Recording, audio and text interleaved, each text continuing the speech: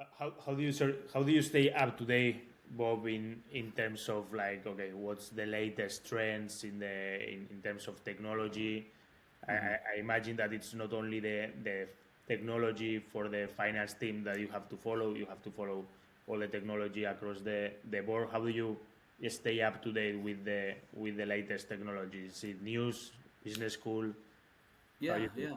Well, I do a few things. I try to read. I subscribe to some data feeds. I try to stay up to speed at a high level.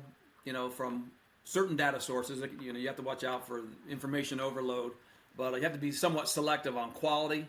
You know, uh, Data that you follow and read. Some webinars, um, more than just your typical CPE that we as CPAs need. I think that's one of the traps that CFOs and accountants can fall into. Because they have to have their CPE. They sometimes that sometimes puts blinders on other areas that they should be spending some time in. But another key thing that I do is I always stay very close with my technology peers, CTO, CIO.